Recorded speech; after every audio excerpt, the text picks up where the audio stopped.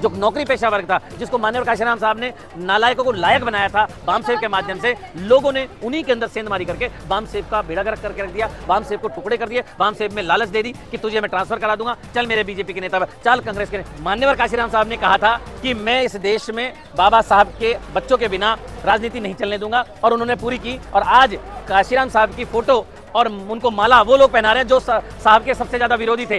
वो सिर्फ नागपुर हेडक्वार्टर से चलने वाले लोग हैं। मैं कह रहा हूं जिस तरह की भाषा वो यूज कर रहे हैं, जिस तरह के मनोवाद को गाली देते हैं, जिस तरह की जातीय हिंसा को फैलाने के लिए वो जिम्मेदार है, वो लोग बचते हैं। लेकिन हम अगर बोल दें तो हमारी जमानत नहीं होगी। इस देश के अंदर माननीय काशीराम साहब ने बाबा साहब को पुनर्जीवित किया, ताकत के साथ जीवित किया। 10 लाख संगठन बाबा साहब के नाम से हैं, लेकिन वो लोग किसका काम कर रहे हैं? मनुवादी लोगों का। उन 15% लोगों के अनुदान से वो संगठन बनते हैं, और वो आखिर में आके जब चुनाव के टाइम पे वोट डलवाने का काम करते हैं उन लोगों।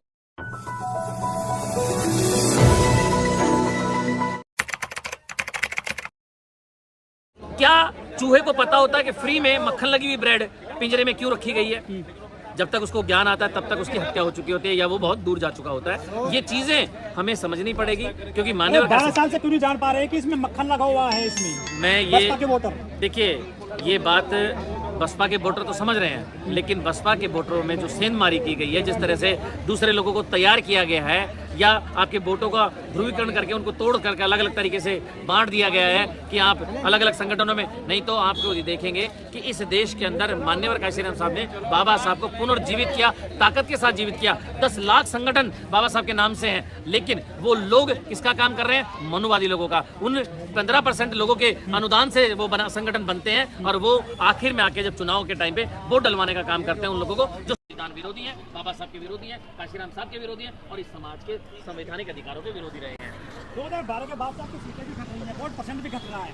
दिक्कत कहाँ लग रही है? देखिए, दिक्कत कार्य प्रणाली में तो है, इसमें दोहराए नहीं है कि हमें थोड़ा सा समय के साथ बदलाव की जरूरत थी। हम वो बदलाव उचित समय पे पूरी तरह से नहीं कर पा रहे। हाँ, अभी हम बदलाव के दौर में हैं। कुछ युवा साथी आए हैं, जैसे आकाश आनंद जी आए हैं। जिस तरह का अब जरूरत है वो चल रही है, पहले चलनी चाहिए थी, ये निश्चित रूप से सत्य है। और कार्य प्रणाली के साथ साथ जो लोगों की सोच है, या जो हमारा भारतीय, आपका मुस्लिम वोट कट गया, दलित भी कट रहा है, कांग्रेस में जा रहा है, बीजेपी पे जा रहा है आपका वोट बैंक। अच्छा, क्यों जा रहा है? इस बात का आपने भी आकलन लगाया होगा कभी कभी। क्या पकड़ नहीं रही है आपकी बसपा के वोटर पर? देखिए, ये जो मिशन है ना, ये मिशन किसी को फ्री में देकर या बंद कमरे में बंद करके रखने के लिए नहीं है, या मुस्लिम हिंदू मुस्लिम करने के लिए नहीं है, या जातियों की राजनीति करने के लिए नहीं मिलता है। आप जब राजनीतिक कट्टरता दिखाते हो तब जाकर आपका इकट्ठा वोट होता है। आज युवा एक जगह होता जा रहा है, धीरे धीरे बसपा से दूर हो के अलग हो रहा है। लेकिन आप मानते हैं कि वो कैडराइज है? जब कैडराइज नहीं होता है तो दूसरे समाज के साथ दुश्मनियां पैदा हो जाती हैं। जैसे कट्टरता, जैसे हिंदू मुस्लिम, आज इस देश में राजनीति ऐसी गंदी कर दी गई है कि आज आप गैर मुस्लिम हैं, आज मैं और आप टोपी लगाकर जाएं तो एक गाय को अपने घर से दूसरे घर ले जाऊं तो मैं सुरक्षित और आप सुरक्षित नहीं जा पाते हैं। ये आज बहुत गंदी, जिस तरह नफरत की राजनीति हो गई है, इसी तरीके से स्वार्थ की राजनीति ने जन्म लिया है। जो नौकरी पेशा वर्ग था, जिसको माननीय काशीराम साहब ने नालायकों को लायक बनाया था बामसेव के माध्यम से, लोगों ने उन्हीं के अंदर सेंध मारी करके बामसेव का बेड़ा गर्क करके रख दिया, बामसेव को टुकड़े कर दिए, बामसेव में लालच दे दी कि तुझे मैं ट्रांसफर करा दूंगा, चल मेरे बीजेपी के नेता, चल कांग्रेस के। तो ये जो चीजें की गई हैं हमारे अच्छे बुद्धिजीवी वर्ग को जो अलग बिखरे के जिस तरह से वोटों का बहन जी का पुतला फूंक देते हैं लोग आजकल आराम से कहीं भी। देखिए, ये ऐसे लोग हैं। ये मैं आपकी बात मानता हूँ, ये वही समाज है जिन्होंने बाबा साहब के ऊपर भी पत्थर फेंके थे। कोई दुश्मन नहीं है, स्वार्थ के लोग हैं, जो व्यक्तिगत स्वार्थ हैं, और ये आरएसएस से फंडिंग लेने वाले, उनके रहमो करम पर जीने वाले, अपने बच्चों को सेटिंग करके लगाने वाले वो लोग हैं। और निश्चित रूप से मैं उन लोगों के सख्त खिलाफ होकर एक बात जरूर कहूंगा कि वही आने वाली पीढ़ी को गुलामी में धकेलने के जिम्मेदार है, वही समाज के दुश्मन है, वही संविधान के दुश्मन है, कि जो आज अच्छे नेता को, जो आपके संवैधानिक अधिकारों की बात करे, जो आपके बच्चों के भविष्य की बात करे, उसको ना चुनते हुए दूसरे लोगों को जो दिखावा करें। काशीराम जी बहुजन की बात करते थे, लेकिन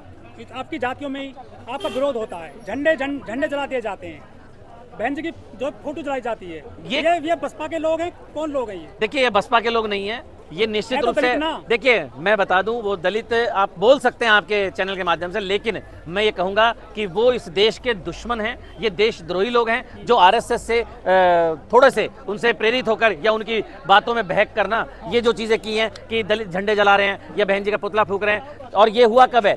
ये आरएसएस की जब वर्गीकरण की ये जो नीति आई और आरएसएस ने जो फूट डाली कि वाल्मीकियों तुम्हारा जो आरक्षण है वो तो जाटो खा गया, ये तुम्हारा चमार खा गया, फला खा गया। देखिए, इस चैनल के माध्यम से कहूंगा कि आरक्षण कोई किसी का नहीं खाता है, कोई खा नहीं सकता। अगर मेरा वाल्मीकि भाई का बच्चा पढ़ा लिखा है और इंटरव्यू क्रैक कर सकता है, अच्छा इंटरव्यू, तो वो निश्चित रूप से नौकरी लगेगा। लेकिन यदि ज़्यादातर जो मेरा गांव का जो तबका है, जो वाल्मीकि समाज है, बहुत सारे लोग हैं, वो पढ़ाई से दूर हैं, वो झाड़ू के तो नज़दीक हैं, वो मनुवाद के तो नज़दीक हैं, वो कावड़ियों के तो नज़दीक हैं, लेकिन वो उस मुकाम को पाने में अभी थोड़े असमर्थ हैं। कुछ कम लोग पढ़े लिखे जो बाहर निकले हैं, वही उनके बच्चे नौकरी लग पा रहे हैं। लेकिन अब तो समाजवादी के लोग हैं, वो भी कांशीराम जी की जो वो मानने लगे हैं। प्रतिमा की बात करते हैं, उन्होंने प्रतिमा तोड़वाई थी उत्तर प्रदेश में। अब देखिए, एक बात बता दूं, मान्यवर काशीराम साहब ने कहा था कि मैं इस देश में बाबा साहब के बच्चों के बिना राजनीति नहीं चलने दूंगा, और उन्होंने पूरी की। और आज काशीराम साहब की फोटो और उनको माला वो लोग पहना रहे हैं जो साहब के सबसे ज्यादा विरोधी थे। अभी एक शायद आपको कहीं बैनर दिख जाएगा कि दूसरा राष्ट्रीय अधिवेशन हो रहा है ना, वाम सेव का, उसके अंदर बाबा मान्यवर साहब की बहुत बड़ी फोटो लगाई है। वही आदमी जो उस समय मान्यवर साहब से अलग हुआ और ये कह रहा था, आप साथ ले लो उनको अपने साथ। मैं क्या कह रहा हूं, वो सिर्फ नागपुर हेडक्वार्टर से चलने वाले लोग हैं। मैं कह रहा हूं जिस तरह की भाषा वो यूज कर रहे हैं, जिस तरह के मनुवाद को गाली देते हैं, जिस तरह की जातीय हिंसा को फैलाने के लिए वो जिम्मेदार है, वो लोग बचते हैं। लेकिन हम अगर बोल दें तो हमारी जमानत नहीं होगी। आप समझते हैं कि वामन विश्राम की जमानत क्यों नहीं हो रही? क्योंकि नागपुर हेडक्वार्टर, आप समझते हैं आरएसएस का हेडक्वार्टर, उसके बस जस्ट नजदीक उसका घर है, वहां से वो प्रेरित होते हैं और वो चीजों को फैला के इसलिए कर रहे हैं कि कुछ लोगों को यहाँ से ले जाएं। जान कैसे पड़ेगी बीएसपी में जान? देखिए, जान तो ये होगी कि अब करो मरो की स्थिति हो गए। बिल्कुल हो गए हैं। मैं निश्चित रूप से मानता हूं आपका ये जो आपका दुख है या मेरा जो दुख है वही एक ही है। लेकिन वोटिंग परसेंटेज पार्टी रहेगी बसपा लग रहा है अभी बिल्कुल रहेगी, और हम उसको राष्ट्रीय पार्टी बनाए रखेंगे। वोट तो होंगे, कहीं बिकते नहीं है जी, वोट तैयार होते हैं और वोट तैयार किए जाएंगे। काम नहीं कर रहे हो जी? नहीं, शुरू किया है काम और आगे भी काम होगा। निश्चित रूप से आपको बदलाव नजर आएगा। अभी आने वाले जो 3 विधानसभा चुनाव आएंगे उसके अंदर आप परिणाम। पार्षद भी नहीं है, कहाँ आएगा? जी ऐसा है, आप कह सकते हैं। जिनके नहीं है क्या उनके बिजली पानी में वोट गया आपका? मैं वही कहना चाह रहा हूं कि जो जनता फ्री के चक्कर में रहेगी वो वोट की कीमत नहीं समझ रही है। तो मिशन भूल गए बाबा साहब काशीराम जी का? देखिए, जो मिशन भूले नहीं है लोग, कुछ जो नए लोग आए हैं वो अपने स्वार्थ के लिए, अपने मिशन के लिए, और राजनीति को एक अलग, इन जो मनवादी पार्टियां इन्होंने एक अलग तरीके का आयाम बना दिया। राजनीति खत्म होती जा रही है देश में। जी नहीं हो रही है। किसने कह दिया? आज की भीड़ जाके देख लीजिए। मनाओगे बहन जी को? जी ऐसा है कि ये निश्चित रूप से जिस दिन उन्हें जो संकीर्ण विचारधारा के जो लोग हैं, जो जातिवादी लोग हैं, जिस दिन उनका यहाँ से वो ढक्कन खुलेगा, जिनकी सोच खुलेगी कि इस देश की अगर कोई सर्वमान्य सर्व समाज की अगर कोई नेता है तो बहन जी है।